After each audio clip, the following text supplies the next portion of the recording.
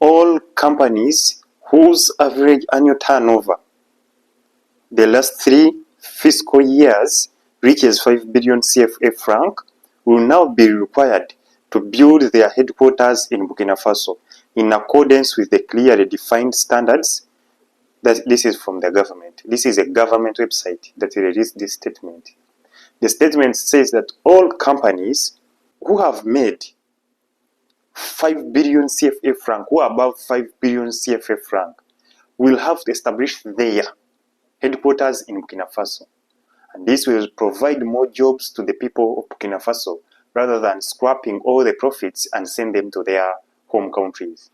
So this is a good move for the Burkina Faso government, because it will create jobs for the current generation and for those people who are unemployed. And this actually will build Burkina Faso to become one of Africa's hub in everything.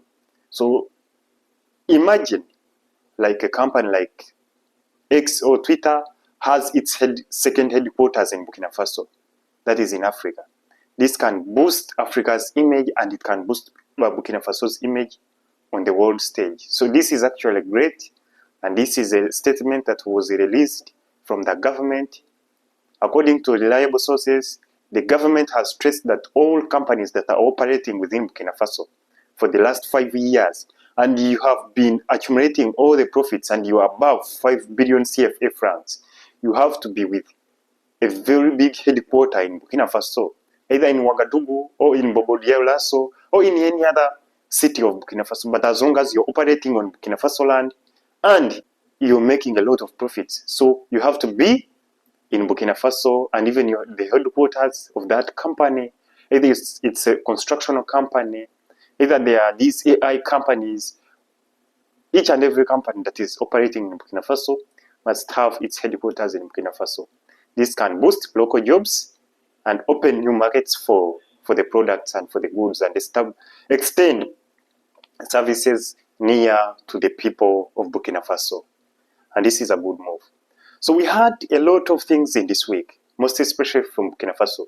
Remember, in this week actually, Burkina Faso detained 8 members of a non-government NGO, a non-government organization called INFO, a Netherlands-based organization.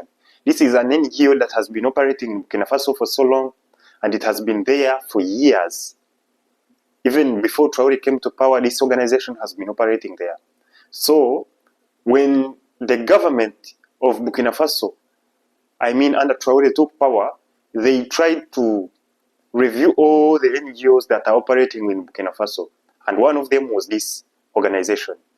So during the review, they found that there are some things that this organization has been doing, and they are very critical and a threat to national security. So they decided to suspend their operations for 3 months. Nevertheless, this organization has been carrying on its operations hidingly. It has been hiding, trying to do it illegally. You understand? So they have been trying to do it illegally via social media and even in some hiding places which are unknown.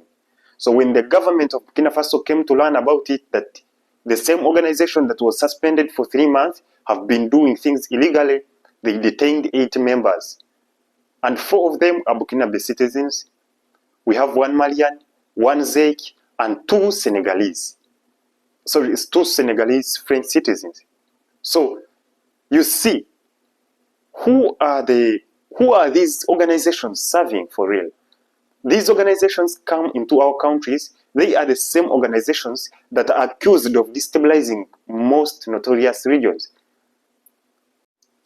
So it's not only Burkina Faso that has been so critical of these non-government organizations. No, it's also other African countries.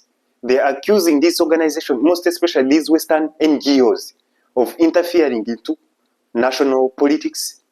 They are even trying to install some leaders that serve their own interests. They recruit different members of of opposition and try to do some silly things. That's what I can say. They are operating in a foreign country, but they are trying to destabilize that country to serve their own interests. So this is why all African countries have been so critical of these organizations. These mostly Western organizations, because they are doing a great job to destabilize the continent. There are some good organizations that do serve the people, but the bad ones are the majority. That's why Africans have been lobbying. They are even calling their governments to suspend all the licenses of this country or of these organizations, because it seems like they are not serving Africans. They are serving the people who sent them. So if you're sent into a country and you start gathering some delicate information about troop movement, actually some secret administration posts, you actually get the whole thing, you know, how the troops are gathered, how do they deploy, how do they respond to threats, you know. So that is a very good intelligence. So you're spying on that country in brief. These organizations are acting like spies. So that's why African countries, most of them, have been so critical. And some of the countries have taken steps like Burkina Faso to revoke their licenses and take them out. And this is a good move. Yeah, let's wait. According to the organization, that its members were detained. According to their official letter they published on their website, they said that the Burkinabe authorities actually misinterpreted them. So even that the allegations are false. But let's wait for judgment, you know. They are not yet tried. Let's wait for trial. We are going to bring you more information about this story because it is a developing story. We are here to serve you. Thank you for being with us.